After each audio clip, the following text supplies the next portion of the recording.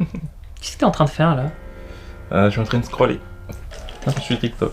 Mais t'as pas honte de faire ça? Mais est-ce que je le suis vraiment? Comment ça? Ah mais les réseaux sociaux c'est nul. Mais non, arrête, je peux pas te permettre. Mais ça sert à rien. Non, c'est très utile les réseaux sociaux. T'es sûr? Totalement sûr.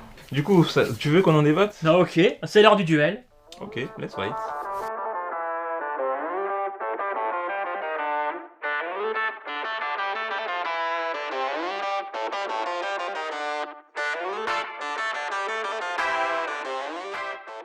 Bon, déjà, passer du temps sur les réseaux sociaux, Ouais. ça nous donne l'impression qu'on a raté notre vie.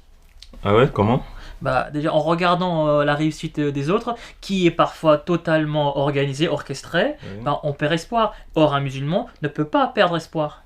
Ok, je note l'argument, mais un avantage principal des réseaux sociaux, c'est quoi? C'est que ça nous rapproche. Comment je l'explique aussi? Par exemple, les personnes qui voyagent très loin, elles ont leur famille, elles ont leurs proches qui sont assez loin et tout, alors qu'à une époque, c'était difficile d'être en contact avec eux. Maintenant, tu as juste à faire un appel vidéo, tu as juste à prendre des nouvelles de tes proches, de ta famille, et ça, c'est quelque chose de très bien, c'est un avantage non négligeable pour les réseaux sociaux. D'accord, et en parlant de voyage, lorsque tu regardes des personnes qui voyagent à droite, à gauche, sur tout le globe, ou Oui. les personnes qui affichent leur richesse, leur maison, leur voiture, Ouais. bah, ça crée un péché. Tu as envie d'être comme eux, et tu convoitises leurs biens. Et ça, c'est interdit par la religion. Par contre, aujourd'hui, les réseaux sociaux nous facilitent en fait l'accès aux messages, aux rappels, aux enseignements religieux. D'abord, ça facilite d'abord les savants qui ont cette facilité-là à mettre les informations ou les rappels sur les réseaux sociaux. Et nous, aujourd'hui, en tant que musulmans, ça nous facilite aussi l'accès à ces informations sur les réseaux sociaux. Tu te rappelles, bon, tu te rappelles pas, mais à une époque, pour avoir accès à une certaine information, les gens devaient voyager, aller très loin pour pouvoir bénéficier des enseignements d'un certain imam, alors que nous, aujourd'hui, les grands imams, on a le contenu directement sur les réseaux sociaux, dans nos téléphones. Et du coup, c'est ça qui nous facilite aussi. Ça aussi, c'est un grand argument. D'accord, c'est bon pour accumuler la connaissance, avoir accès à la connaissance, Ouais. mais est-ce qu'on en parle de tout ce temps perdu sur les réseaux sociaux à parler des choses complètement inutiles qui nous fait perdre le temps? Dieu nous a donné un temps qui est limité, Ouais. et nous, on perd notre temps à regarder des vidéos de chats. Ok, je suis d'accord. Maintenant, il faut savoir aussi que les réseaux sociaux, c'est quelque chose qui y aide beaucoup nos jeunes sœurs musulmanes qui, par exemple, lorsqu'elles sont confrontées à des problèmes dans la société, on le sait, avec notamment des problèmes sur le port du voile, et elles ont du mal à travailler.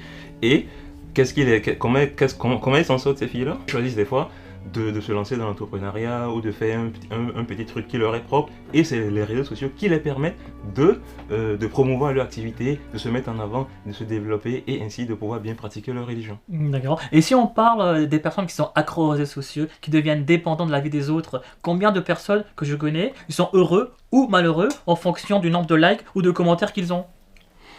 Ok, je note, mais un autre point aussi qu'on peut rajouter sur les réseaux sociaux, c'est que ça nous facilite aujourd'hui ce qu'on appelle, il y a ce qu'on appelle l'effet de groupe. Tu vois, par exemple, lorsqu'on veut faire une bonne action, je sais pas moi, une aumône ou une cagnotte, tu vois, les cagnottes par exemple, ça c'est quelque chose qui facilite beaucoup l'aumône. Aujourd'hui, tout le monde peut donner 1 euro, 2 euros, 3 euros, et les cagnottes sont souvent promues sur les réseaux sociaux, et ça, c'est un grand avantage, ça permet de faciliter le bien, de faire les bonnes actions à notre échelle, et même, on sait qu'en religion, même le plus petit truc, c'est très important. Donc, les réseaux sociaux nous permettent de faire ça.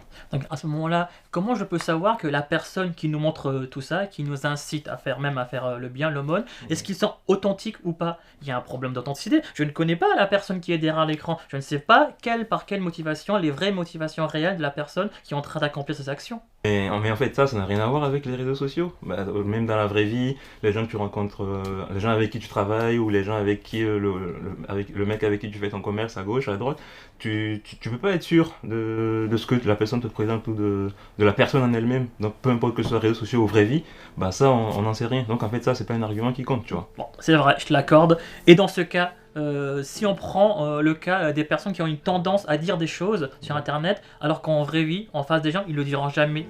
Les écrans, les réseaux sociaux, ça te protège. Par derrière, il n'y a aucune conséquence.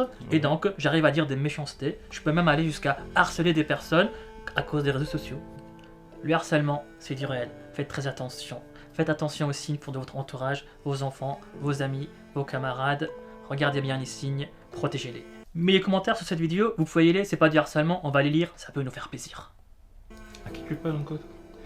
Bon, bref, écoute, je te disais quoi? Les réseaux sociaux aussi, nous donnent accès à l'information. Et l'information, c'est tout ce qui se passe dans le monde. Et c'est quelque chose qui permet de réveiller les communautés. Par exemple, il y a des choses qu'on ne savait pas. Et lorsqu'on a accès à cette information, ça nous réveille, ça réveille notre empathie, ça réveille beaucoup de choses. Et ça nous permet de faire les actions pour aider autrui. Donc ça nous développe ce côté-là. Donc ça aussi, c'est un avantage. Oui, s'ouvre-monde, c'est bien beau, mais trop s'ouvre-monde, c'est pas bon non plus. Je peux tomber sur des contenus complètement toxiques et complètement irréalistes qui va me ruiner ma vie, qui va me démoraliser. Et puis les réseaux sociaux, très souvent, ça nous fait gagner une tendance à parler de tout et de rien.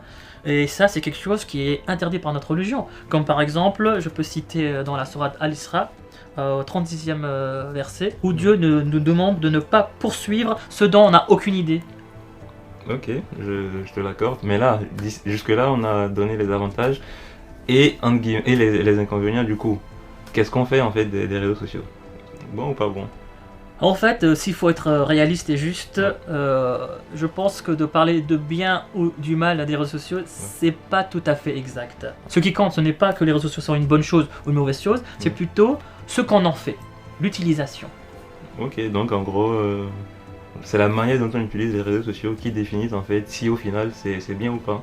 Exactement. Et on en parlait aussi l'exemple du couteau. Le couteau, on l'utilise pour faire la cuisine et faire tout ce qu'on peut faire de bien. Mais après, le couteau peut servir aussi à faire des trucs pas très commodes. Donc, pas très commodes. Donc, au final, bah voilà, est-ce qu'on peut dire le couteau c'est bien ou pas bien? Non, c'est plutôt l'utilisation qu'on en fait qui fait que bah au final c'est bien ou pas bien quoi. Ouais. Bon Red, ok, je t'accorde, les réseaux sociaux, parfois, ça a du bon. Ouais, t'as raison, et moi aussi je te l'accorde.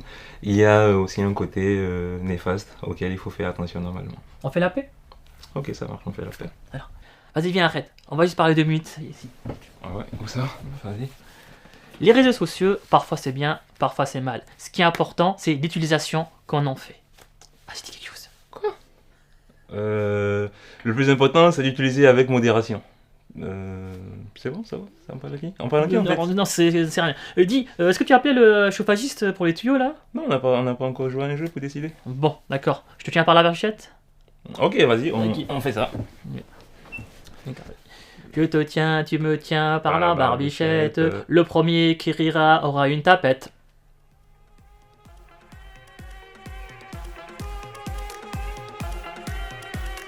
Il sourit. Il rigolait. Pourquoi tu l'as pas frappé? Oh, Il m'a frappé.